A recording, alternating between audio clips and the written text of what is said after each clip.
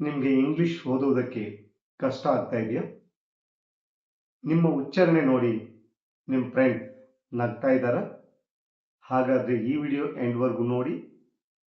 ಆ ಎಲ್ಲ ಪ್ರಾಬ್ಲಮ್ಸ್ಗೂ ಕೂಡ ಸೊಲ್ಯೂಷನ್ ಸಿಗುತ್ತೆ. ಫ್ರೆಂಡ್, ನಮ್ಮ ಡೈಲಿ ಫಾರ್ಮುಲಾ ಗೊತ್ತಿದೆಯಲ್ವಾ? ಸ್ವಲ್ಪ ಗ್ರಾಮರ್, ಸ್ವಲ್ಪ ಸ್ಪೀಕಿಂಗ್. ಓಕೆ, ಅದೇ ಮೆಥಡಲ್ಲಿ ಹೋಗೋಣ. ರೈಟ್, ಇವತ್ತು ನಾನು ಗ್ರಾಮರಲ್ಲಿ ಯಾವ ಪಾಯಿಂಟ್ ತಗೊತಾ ಇದ್ದೀನಿ ಗೊತ್ತಾ? ಎಸ್, ಪ್ರೊನೌನ್ಸಿಯೇಷನ್ ರೂಲ್ಸ್ ಹೇಳ್ಕೊಡ್ತಾ ಇದ್ದೀನಿ. ಉಚ್ಚಾರಣೆಯ ನಿಯಮಗಳನ್ನು ನಾನು ಹೇಳ್ಕೊಡ್ತಾ ಇದ್ದೀನಿ. ಮೊದಲಿಗೆ 5 ಲೆಟರ್ಸ್ಗೆ ನಾನು ರೂಲ್ಸ್ ಹೇಳ್ಕೊಡ್ತೀನಿ. ಆಮೇಲೆ ನಾನು ಉಳಿದೆಲ್ಲ ಲೆಟರ್ಸ್ಗೂ ರೂಲ್ಸ್ ಹೇಳ್ಕೊಡ್ತೀನಿ. ಕನ್ನಡದಲ್ಲಿ 13 ಅಕ್ಷರಗಳು ಇಸ್ ಈಕ್ವಲ್ 13 ಶಬ್ದಗಳು.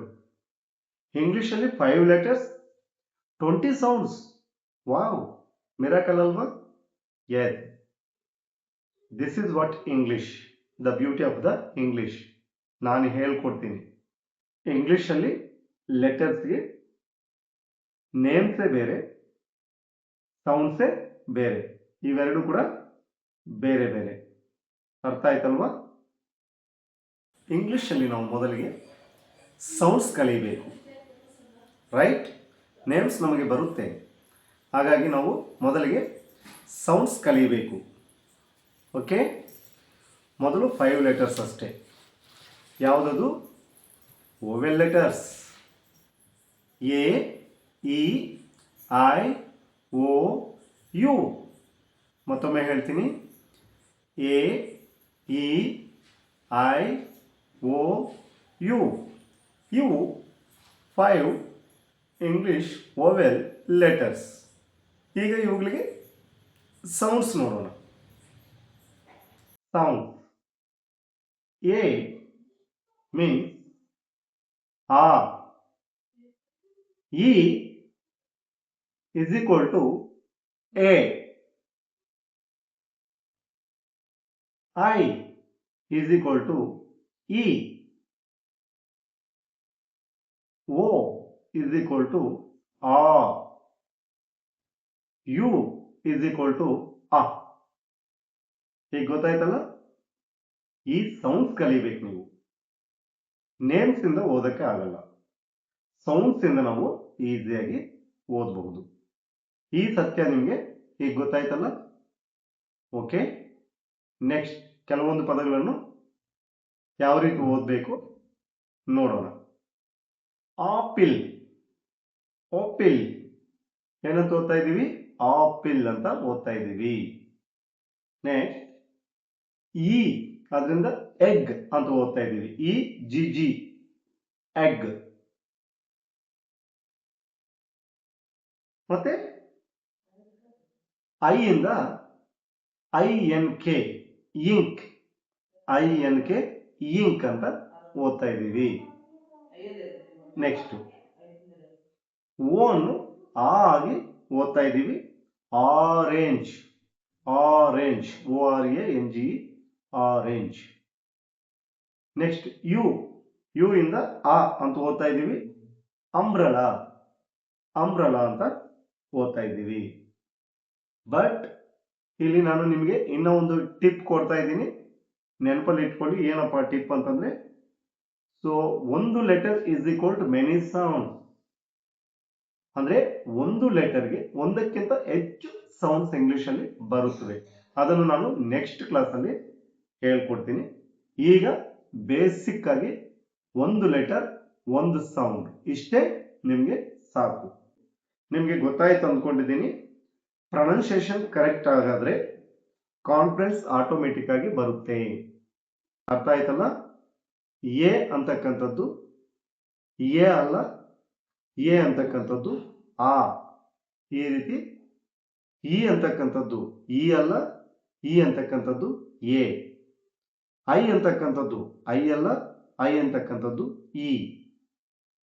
ಓ ಅಂತಕ್ಕಂಥದ್ದು ಓ ಅಲ್ಲ, ಓ ಅಂತಕ್ಕಂಥದ್ದು ಆ. ಊ ಅಂತಕ್ಕಂಥದ್ದು ಊ ಅಲ್ಲ, ಆ ಅಂತ ಇವತ್ತು ನಾವು ಕಲ್ತಿದ್ದೀವಿ. ಸೊ ಇದಿಷ್ಟು ಇವತ್ತು ಗ್ರಾಮರ್. ಈಗ ಸ್ವಲ್ಪ ಸ್ಪೀಕಿಂಗ್ ನೋಡೋಣ. ನಾವು ಹೇಳ್ಕೊಂಡಿದ್ದೀವಲ್ಲ, ಸ್ವಲ್ಪ ಗ್ರಾಮರ್, ಸ್ವಲ್ಪ ಸ್ಪೀಕಿಂಗ್. ಇವಾಗ ಸ್ಪೀಕಿಂಗ್ ಮಾಡೋದಕ್ಕೆ ಪವರ್ ವರ್ಡ್ಸ್ ಮೆಥಡ್ ಅಂತ ಒಂದು ಮೆಥಡ್ ಹೇಳ್ಕೊಡ್ತೀನಿ. Power words method. ಈ ಮೆಥಡ್ ಅಲ್ಲಿ ನಾನು ಕೇವಲ 7 ವರ್ಡ್ಸ್ ಅಷ್ಟೇ ತಗೊಂತೀನಿ. ನಾನು I teach only 7 word. Okay, ಯಾವುದು 7 word? Word Kannada feeling. Word I, you, this, that, want, come, go. ನೋಡಿ, ಇವನ್ನು ನಾನು ಪವರ್ಫುಲ್ ವರ್ಡ್ಸ್ ಅಂತ ಹೇಳ್ಬಿಟ್ಟು ಹೇಳ್ತೀನಿ. ಈ ಪವರ್ ವರ್ಡ್ಸ್ ಇಂದ ಈಗ ನಾವು ಮ್ಯಾಜಿಕ್ ಸೆಂಟೆನ್ಸಸ್ ಅನ್ನು ನೋಡೋಣ. ಜಸ್ಟ್ ಈ 7 ಪದಗಳಿಂದ 10 ಸೆಂಟೆನ್ಸ್ ನಾನು ನಿಮಗೆ ಹೇಳ್ತೀನಿ. ನೀವು ಕೂಡ ಇವನ್ನು ಬರ್ಕೊಂಡು ಮತ್ತೆ ಆ ಸೆಂಟೆನ್ಸಸ್ ಅನ್ನು ಕೂಡ ಬರ್ಕೋಬೇಕು. ರೈಟ್, ನೋಡೋಣ. I want this,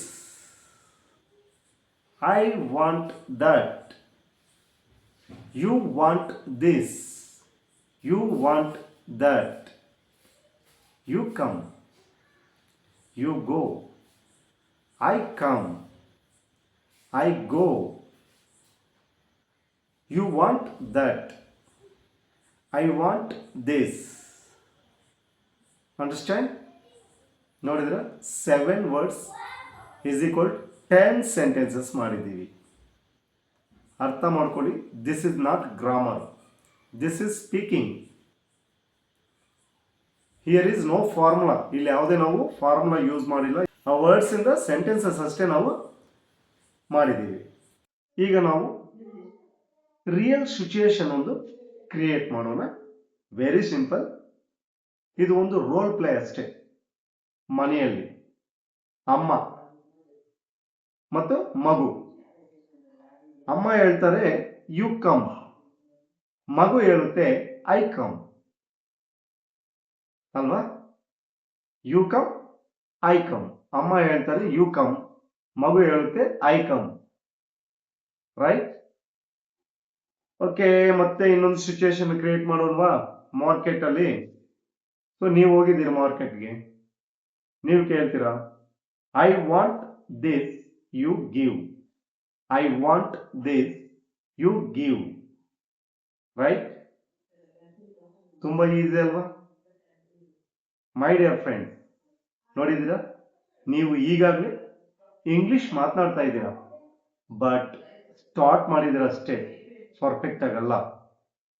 okay, so ಈಗ ಐ ವಾಂಟ್ ಯೂಸ್ ಮಾಡಿಕೊಂಡು ಒಂದು 10 ಸೆಂಟೆನ್ಸ್ ಬರೀರಿ. ಓಕೆ, ಈ ಒಂದು ವಿಡಿಯೋ ನಿಮಗೆ ಹೆಲ್ಪ್ಫುಲ್ ಅನಿಸಿದ್ರೆ ಖಂಡಿತವಾಗಿ ಲೈಕ್ ಮಾಡಿ, ಶೇರ್ ಮಾಡಿ, ಮತ್ತೆ ಇಂತಹ ಯೂಸ್ಫುಲ್ ವಿಡಿಯೋಸ್ ನೋಡುವುದಕ್ಕಾಗಿ ನನ್ನ ಚಾನಲ್ಗೆ ಸಬ್ಸ್ಕ್ರೈಬ್ ಮಾಡಿ.